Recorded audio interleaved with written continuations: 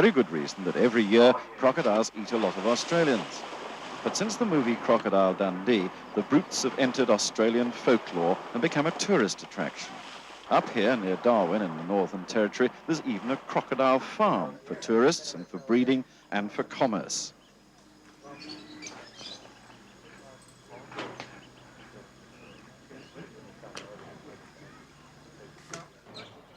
A difficult one for the prince, this, since as a conservationist he was about to tour a place which, not to put too fine a point on it, is a handbag farm.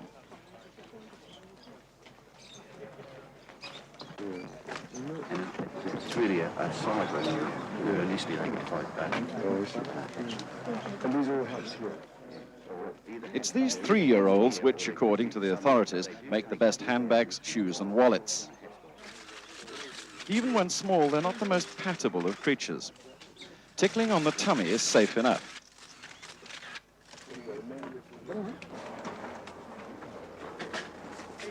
Anything more adventurous could be dangerous too.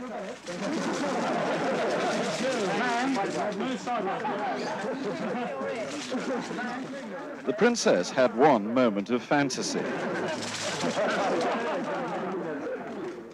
She was told even the week-old hatchlings could take your finger off.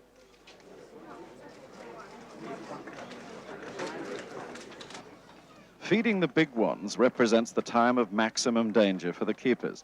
They can never be sure that this is the day when the croc finally gets fed up with chicken and seeks a change of diet.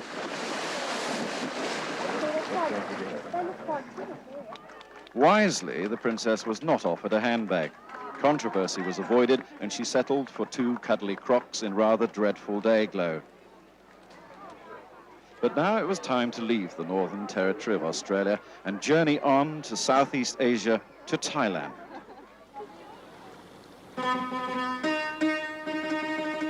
Less than a quarter of a mile from the centre of Bangkok, the old way of life of the Thai people continues virtually unchanged along the canals.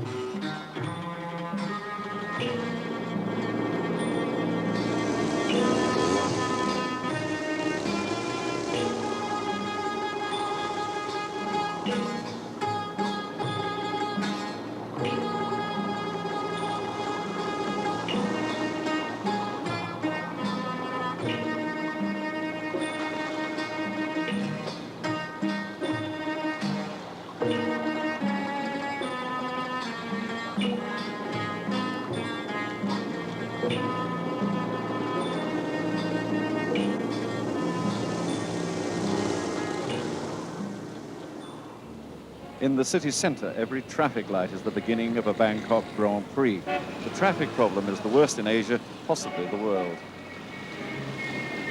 Pollution is horrendous, hanging like a blue curtain in the humid air. Getting to and from work is something of a nightmare. The city's population is about 6 million, though no one wants a census in case it turns out to be much more. And around all these people, the city has sprawled quite without control or planning. It is not, therefore, a pretty place, except perhaps when the sunset softens the outline. Nightfall for the Thais means going out to eat. There are over 50,000 restaurants in Bangkok, one for every 100 people. This is the biggest, Tump Nak Thai. It takes 3,000 people at a sitting, covers 10 acres, has 350 cooks. Surprisingly, for this scale of place, the food is very good. On the lake stage, the Thai dancing goes on all evening.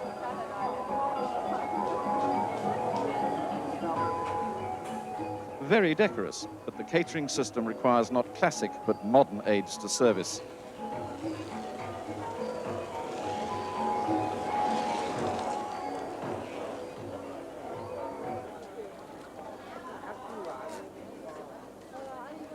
Occasionally, there is the most awful crash.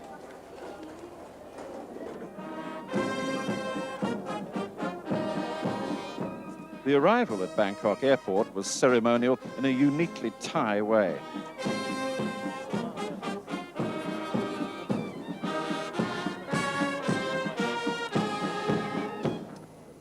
The umbrella carriers are there to shield royal heads, and only royal heads, a task they accomplished professionally, the Crown Prince Vajiralongkorn and Princess Maha Vajiralongkorn, who are to be the escorts for the Waleses on this visit.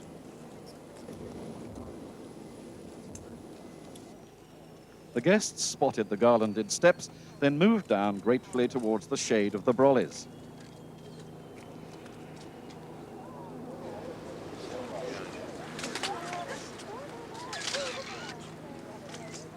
Both were given Phuang Ma Lai, hand garlands, as a sign of welcome. Ritual says that you shouldn't give them back to your host. By the same token, you can't cart a garland around a guard of honor.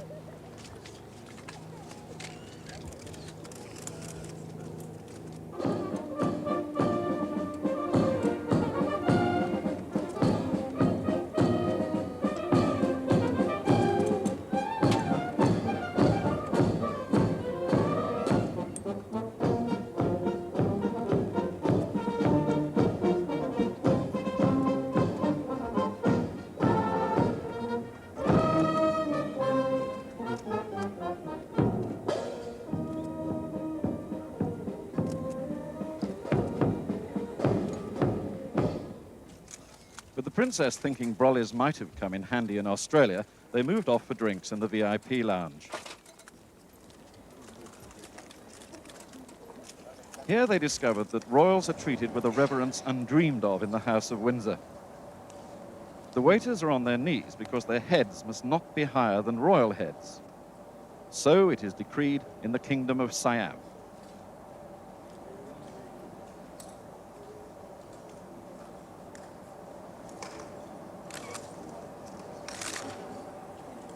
It didn't go unnoticed on this occasion that the two princes are in a similar situation, both waiting for thrones that could be long years away. The Grand Palace and the Wat Phra Keo, the Temple of the Emerald Buddha, are the heart of Bangkok, the place where King Rama I founded his capital city in the late 18th century.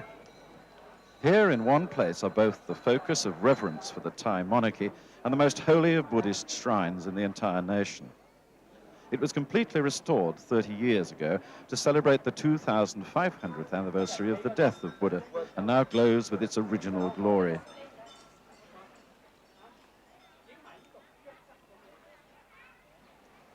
To worship here is to gain merit. To visit here is to find a sort of understanding of the religion that dominates this country.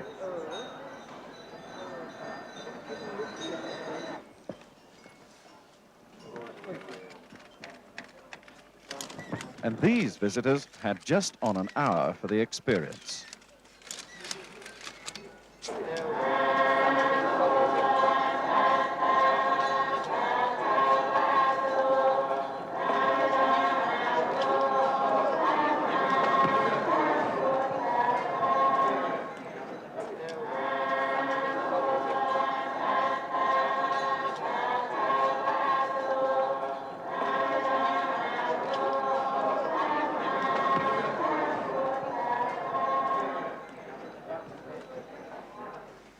They did not remove their shoes, as is customary, when they reached the Temple of the Emerald Buddha.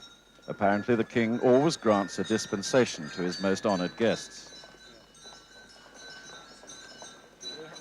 The princess seemed to think this was a funny place to put the visitors' book.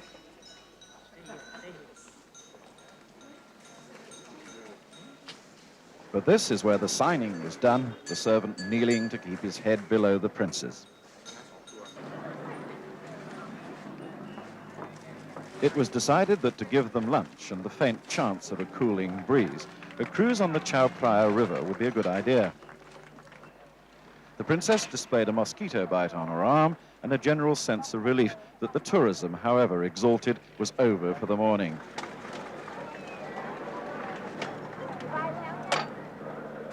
The cruise launch River Queen pulled away and headed for the center stream. There was one last chance for the classic tourist view of the Grand Palace and the Emerald Temple from the river, one of the great images of Bangkok. The Prince is vice patron of the British Council and very much a fan of the work it does overseas. He met a group of Thai agricultural students learning English before they go to Australia as postgraduates in Perth. It's a lovely place. We like it. Some very good surfing in the sea. And sharks. He couldn't resist doing his own small commercial. So you think the British Council is doing a good job? Yes. You know, I'm a vice patron. I'm very proud of it. I think they do a marvelous job. Outside, he met some ordinary Thais, something of a rarity on this visit, and he showed he knew the correct Thai gesture of greeting, sawadi. The old folk playing Patank are at a remedial centre sponsored by Help the Aged. The therapy seems to work most effectively.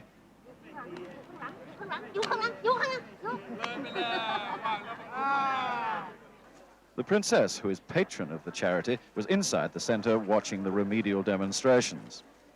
But she'd heard about the game of Patank and wanted to join in.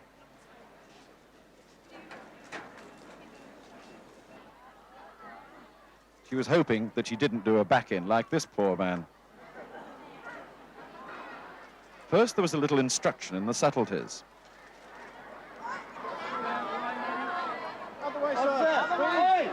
Then a preliminary throw.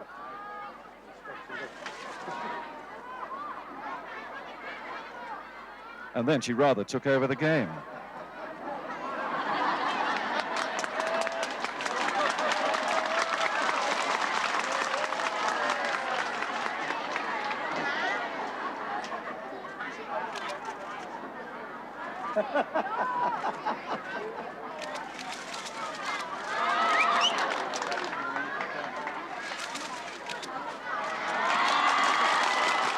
Not a bad effort, though.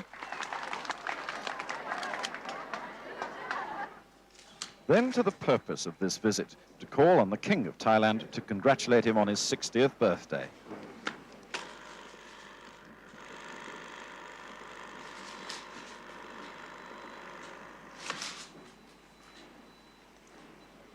King Bhumibol is now the longest-serving sovereign in the history of the Chakri dynasty, which began in 1782.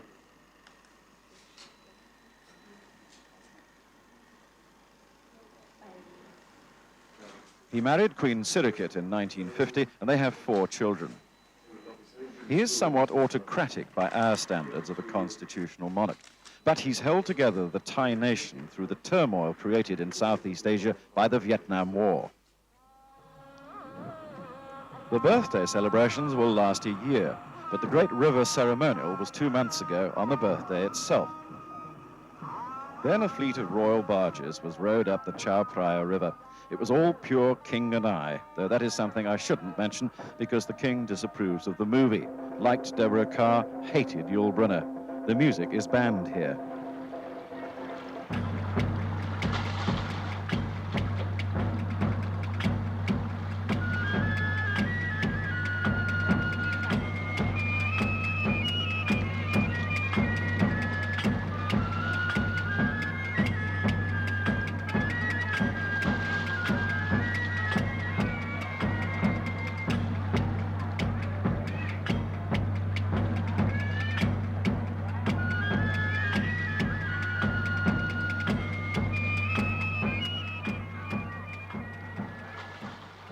The old Grand Palace is where the Crown Prince gave a dinner for his guests, and for it the princess chose her most stunning dress of the entire tour. It was one of those occasions where not only did she look good, she knew she looked good. She'd also done her homework and knew the lotus blossom was the symbol of Thailand. Down the grand staircase they processed. The Thais are very keen on formality for these functions.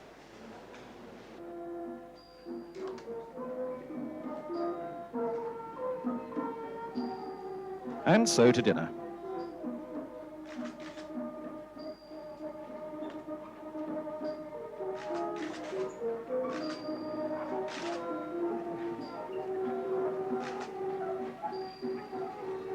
It was Thai cuisine, but not too spicy.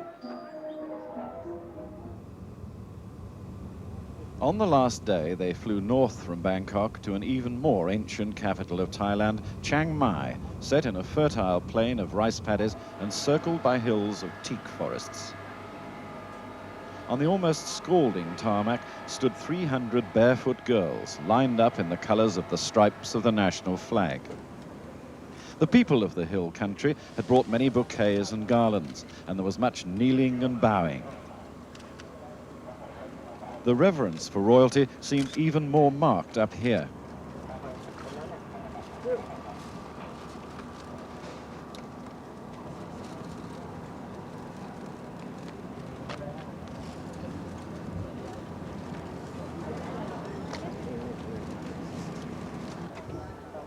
The dancing girls knelt on the hot tarmac, one of them showing how difficult it is to mop her brow with those fingernails.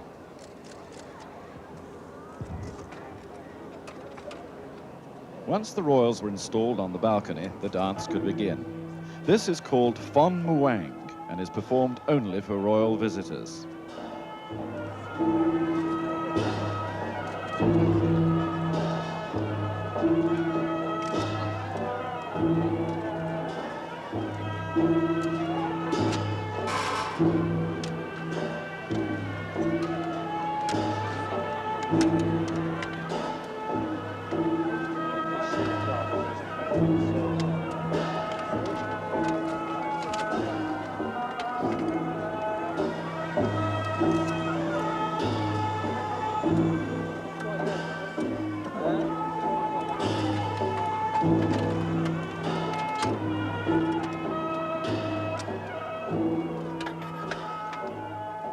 At the end, they spelt out the letters of the word welcome.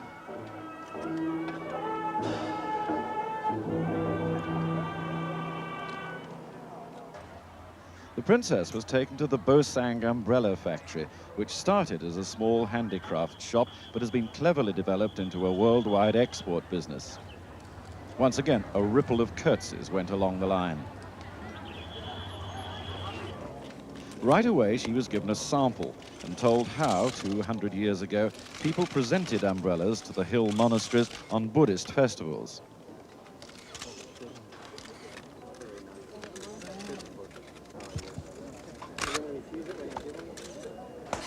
The paper coverings are made from the beaten bark of mulberry trees and made waterproof by mixing glue with the juice of the persimmon fruit.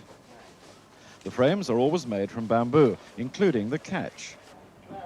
The painters are taught by tradition rather than art school, and they make it look so easy. The princess was given another 10 umbrellas, including a giant greetings brolly, which was rather over the top, though it could be said that that's what brollies are all about.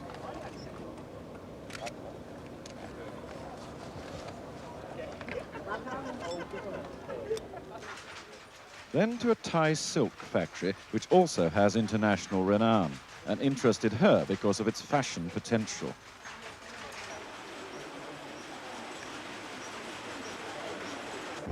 She decided to buy a few things, so she borrowed a credit card from her detective and ordered a couple of silk shirt lengths, a cotton jumpsuit, and, since it's her birth sign, a crab-shaped cushion.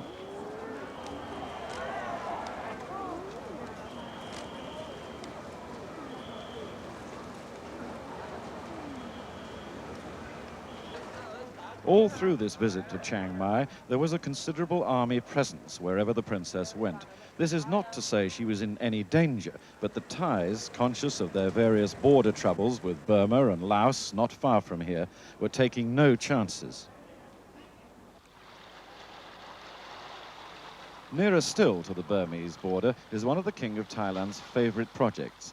80,000 acres of lakes and farmland designed to provide new crops for the hill tribe farmers and lure them away from growing opium. This is the edge of the Golden Triangle. The prince's car door was opened by a kneeling man as he began a visit already experienced by the King of Spain and the Crown Prince of Japan. All the big royal names are brought up here. Still, he must rate quite highly since he got 3 hand garlands. That's top-ranking stuff.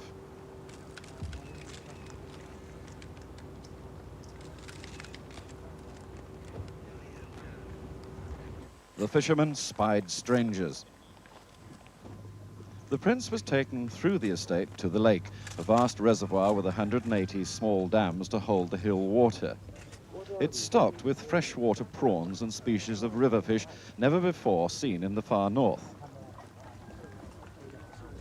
The afternoon's catch was duly displayed.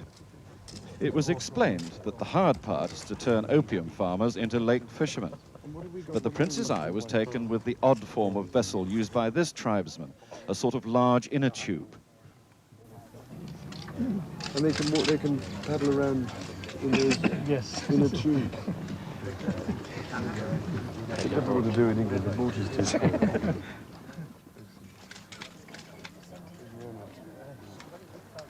Then he began a tour of the market gardening land where experimental crops are being grown. The ladies with the watering cans seem to be a bit put off their aim.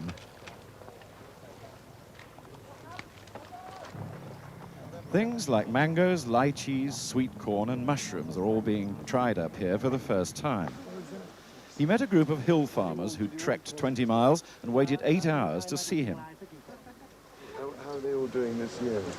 ปีนี้ผลผลิตเป็นยังไง This year the harvest is very good. Rice, he grow rice and onion and also garlic. Garlic. Garlic. Do you eat the garlic? Then he said goodbye to the dignitaries and waved the hill farmers' children who'd also been waiting there for 8 hours.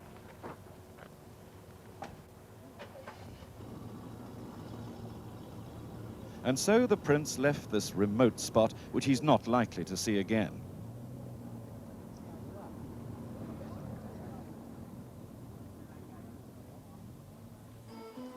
And the fishermen? Well, they went back to their normal life, until the next royal visit, of course.